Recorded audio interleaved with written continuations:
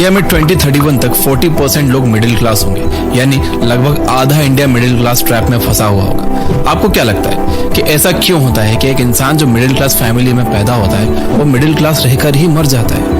और ऐसी क्या चीज है जिसने 500 मिलियन लोगों को मिडिल क्लास ट्रैप में फंसा के रखा है?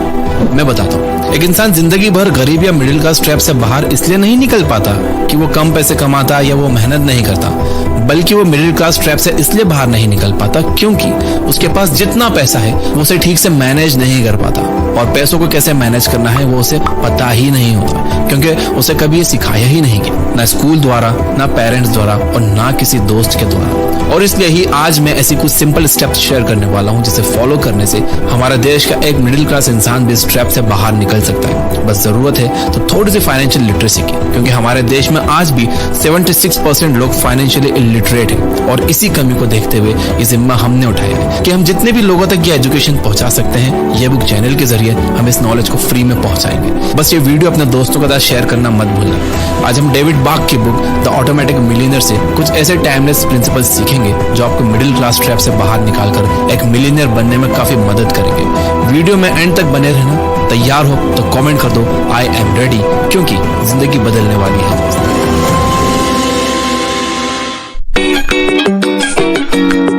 बुक के ऑथर प्रोफेशन से एक फाइनेंशियल एडवाइजर थे, और उन्होंने अपने 20s से ही लोगों के साथ अपना फाइनेंशियल नॉलेज शेयर करना शुरू कर दिया था। वो अपना नॉलेज उन लोगों के साथ शेयर करते थे जो अपने 40s और 50s में थे। एक बार जब डेविड अपने ही कैबिन में बैठे हुए थे तो उनसे उनके एक स्टूडेंट ने पूछा कि मुझे आपसे अपने फाइनेंसेस के बारे में सलाह लेनी है। तो डेविड ने कहा कि आप कल अपनी वाइफ के साथ आना, फिर बात करेंगे। तो अगले दिन वो कपल उनके ऑफिस आ गया। वो लोग दिखने में बहुत ही ऑर्डिनरी लग रहे थे, जिन्हें देखकर कोई भी ये कह देगा कि ये बहुत ही आम लोग हैं। डेविड के दिमाग में भी उस कपल की कुछ ऐसी ही ऑर्डिनरी इमेज बन गई थी। पति का नाम था जिम और पत्नी का नाम था स्यूजे। जिम 50 साल के थे। उन्होंने डेविड को अपने बारे में बताया कि वो पिछले 30 साल से एक ही कंपनी में काम कर रहे हैं, और उनकी एनुअल सैलरी $40,000 है, जो कि अमेरिका में एक एवरेज सैलरी मानी जाती है। ये सब जानने के बाद डेविड ने जिम से पूछा कि क्या आपके पास रिटायरमेंट जितने पैसे हैं, क्योंकि रिटायरमेंट के लिए काफी सारे पैसे लगते हैं। ये सुनकर जिम ने अपनी पत्नी से कुछ कागजात दिखाने के लिए कहा, जिसके बाद डेविड ने उनके डॉक्यूमेंट्स देखे, जिससे उन्हें पता चला कि उनके बैंक में $4 लाख हैं। उन पर किसी भी तरह का कोई लोन नहीं है। उनके पास 2 महंगे घर हैं, जिसमें से एक में ये रहते हैं और एक को रेंट पर दिया हुआ है, और इनके फाइनेंसेस काफी स्ट्रांग है। ये सब देखकर डेविड ने उनसे पूछा कि ये सब तो ठीक है, पर आपके बच्चों के खर्चे भी तो होंगे। जिसके जवाब में जिम ने बताया कि उनके बच्चे अब कॉलेज में हैं और वो अपना खर्चा खुद उठा लेते हैं। तो बेसिकली उनके एक्सपेंसेस एकदम लो थे और उनकी इनकम एकदम स्टेबल थी।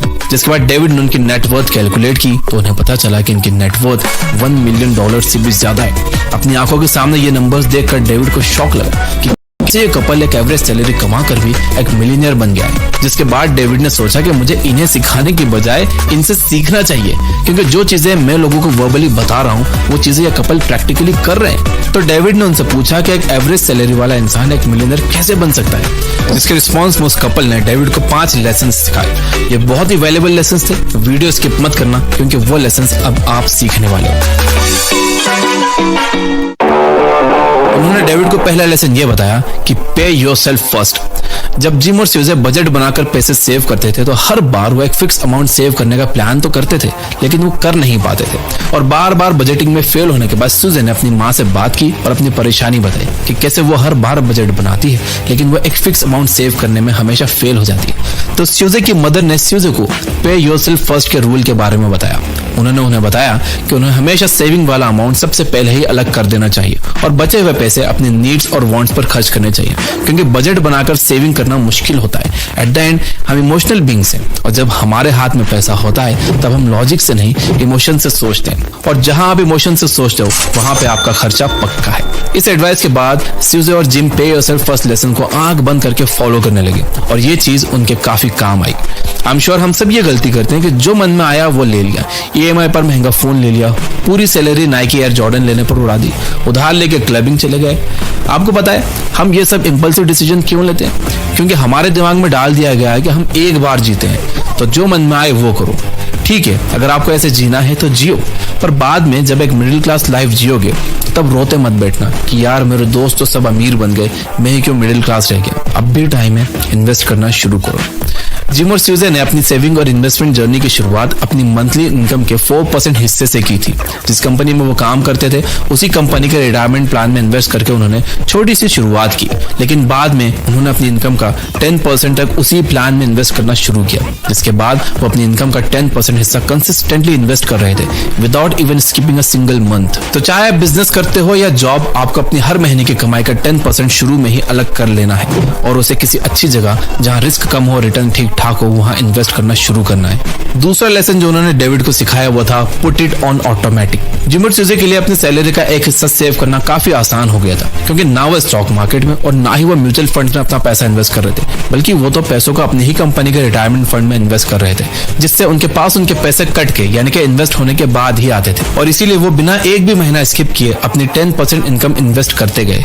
मोस्टली लोग पैसा इसलिए सेव नहीं कर पाते क्योंकि वो सेविंग को एक ऑप्शन की तरह देखते हैं। आपको शायद पता ना हो, लेकिन इसके पीछे भी एक साइकोलॉजिकल रीजन है कि हर इंसान की विलिंगनेस की एक कैपेसिटी होती है। मतलब आप जब भी किसी अच्छे हैबिट या किसी प्लेजरेबल एक्टिविटी को ना कहते हो तो आपकी विलिंगनेस उसमें लगती है। उसी तरह जब भी आप पैसों को सेव करने का सोचते हो तब भी आपकी विलिंगनेस उसमें स्पेंड होती है, और इसलिए कई बार आप अपनी विलिंगनेस को दूसरे कामों में यूज कर लेते हो, जिसके बाद सेविंग के लिए आपके पास विलिंगनेस बचती ही नहीं। लेकिन अगर आपके पास सेविंग करने का ऑप्शन ही नहीं होगा तो आपको अपनी विल लगाकर पैसे बचाने नहीं होंगे, क्योंकि आप अपनी कमाई का वह हिस्सा पहले ही अलग कर दोगे, और ये करने से आप एक रेगुलर इन्वेस्टर बन जाओगे। तो अपने बैंक के अकाउंट की सेटिंग में जाओ और 10% आपकी इनकम का हर महीने अलग करने के लिए ऑटोमेटिक सिस्टम लगा दो। तीसरा लेसन जो उन्होंने बताया वो था the latte factor. The latte factor एक बहुत ही फेमस टर्म है फाइनेंशियल वर्ल्ड में। अमेरिका में लोग रोज अपना दिन कॉफी के साथ शुरू करते हैं और वो रोज कॉफी में $10 से $20 खर्च कर देते हैं। वैसे जैसे लोग इंडिया में चाय पर खर्च कर देते हैं, हालांकि $10-20 तो नहीं करते हम लोग। लाटे फैक्टर का सिंपल सा मतलब होता है फिजूल खर्च। एक एग्जांपल से समझते हैं। आप कॉफी घर पर बना के भी पी सकते हो, लेकिन अगर आप इसकी जगह रोज स्टारबक्स से कॉफी पी रहे हो तो ये फिजूल खर्च है। सरल भाषा में आप रोज कोई ऐसा खर्च कर रहे हो जो आप अगर ना भी करो तो चलेगा, जैसे कि smoking, drinking, coffee, fast food. तो इसे लाटे फैक्टर कहते हैं। हमें पता नहीं चलता कि हम इन चीजों में छोटा छोटा पेमेंट करके अपना बहुत सारा खर्चा कर लेते हैं। जैसे कि आप देख पा रहे हो कि एक आदमी एक दिन में $5 यानी कि $350 भी अगर खर्च कर रहा है तो वो असल में साल के करीब $1900 और 40 साल में करीब $1 मिलियन के आसपास खर्च कर रहा है। अब आप ही सोचो, अगर आप इन पैसों को बचाकर इन्वेस्ट कर दो तो आपके पास अपनी रिटायरमेंट के लिए कितना पैसा होगा। चौथा लेसन जो उन्होंने बताया वो था फंड योर ड्रीम अकाउंट। अब आपके मन में एक सवाल आ रहा होगा कि अगर हम हमारी इनकम का 10 या 20% पहले ही हटा देंगे तो उससे हमारा स्टैंडर्ड ऑफ लिविंग गिर जाएगा या फिर हम हमारी वांट्स को फुलफिल नहीं कर पाएंगे। तो इसका भी सॉल्यूशन काफी सिंपल है। आपको एक और अकाउंट में सेविंग्स करनी है और ये अकाउंट का नाम होगा ड्रीम अकाउंट। अब आप अपने रिटायरमेंट के लिए तो सेविंग कर ही रहे हो, पर अगर आपको अपनी कोई डिजायर फुलफिल करनी है तो आप उसके लिए भी एडवांस में प्लानिंग करोगे। फॉर एग्जाम्पल, आपको बाली घूमने जाना है या अपना खुद का बिजनेस करना है या रॉयल एनफील्ड बाइक भी खरीदनी है, तो लोन लेने के बजाय आप अपने ड्रीम अकाउंट में पैसे सेव करना शुरू कर सकते हो। आपको हर महीने अपने ड्रीम अकाउंट में अपनी टोटल इनकम का 10% सेव करना है। तो ओवरऑल देखा जाए तो आप अपनी इनकम का 30% सेव करोगे, 20% रिटायरमेंट के लिए और 10% अपने शौक पूरे करने के लिए। एंड ट्रस्ट मी, वो 10% जो आप अपने ड्रीम अकाउंट में सेव करोगे वो आपको स्टार्ट में थोड़े से मुश्किल लगेंगे, पर जब आप सब्र रख के पैसा बचा के अपनी डिजायर फुलफिल करोगे बिना किसी EMI या लोन के, तब जो आपके चेहरे पर खुशी होगी उसे शब्दों में बयान कर पाना इम्पॉसिबल। और मान लो कि आपको जॉब से निकाल दिया गया, तब भी आपको इतना स्ट्रेस फील नहीं होगा, क्योंकि आपने अपने ड्रीम अकाउंट में ऑलरेडी कुछ सेविंग्स की है जो आपको अब काम आएगी। मान लो आपके पास 1 साल तक की सेविंग है, तो सोचा आप अपने आप को 1 साल का टाइम देकर खुद का बिजनेस शुरू कर सकते हो, या आराम कर सकते हो, वेकेशन ले सकते हो, या फिर आराम से किसी नई जॉब के लिए अप्लाई कर सकते हो। बात अच्छी लगी हो तो वीडियो को लाइक भी करना। लेसन नंबर 5 जो उन्होंने बताया वो था बाय असेट्स। जिम और चीजों को अपने फ्यूचर की बिल्कुल चिंता नहीं थी, क्योंकि जो पैसे उन्होंने अपने रिटायरमेंट के लिए सेव किए थे वो तो उनके पास थे ही। उसके साथ ही उनके पास एक एक्स्ट्रा घर भी था जिससे उन्हें पैसिव इनकम आती थी। पूरी दुनिया में फाइनेंशियल एडवाइजर्स के द्वारा रियल एस्टेट और घर हमेशा से one of the best investment माना जाता है, क्योंकि घर के 2 फायदे होते हैं। पहला यह कि उसकी कीमत हमेशा बढ़ती रहती है, दूसरा उसे आप लीज पर देकर एक अच्छी खासी रेंटल इनकम भी जनरेट कर पाते हो। जिम और चीजों को इस एक्स्ट्रा घर से फायदा यही होगा कि उनके घर की कीमत तो बढ़ेगी, इसके साथ ही साथ हर साल उनके घर की रेंटल इनकम भी बढ़ेगी, जिससे उन्हें अगर कोई एक्स्ट्रा खर्च भी करना हो तो भी उन्हें ज्यादा दिक्कत नहीं आएगी। तो हमेशा एसेट्स को बाय करने पर ध्यान दो। यहाँ तक देख रहे हो तो अफर्म करने के लिए कमेंट करो यस आई विल, क्योंकि याद रखना कि अफर्मेशंस में बहुत ताकत होती है। उम्मीद है कि इन पॉइंट्स को फॉलो करके आप भी सेविंग स्टार्ट करोगे, फाइनेंशियली डिसिप्लिन्ड बनोगे और हैप्पीली रिटायर हो पाओगे। सेफली इन्वेस्ट कैसे करते हैं, किस तरह से अच्छे स्टॉक्स को चुनते हैं, इसके लिए आप कॉफी कैन इन्वेस्टिंग बुक की समरी जरूर सुनिए। ये बुक ऐप पर आप 4 से ज्यादा समरीज को फ्री में सुन सकते हो बिना किसी एड्स के, वो भी हिंदी में। Finally, you guys are amazing. Keep reading, keep learning, keep growing. Thank you for watching.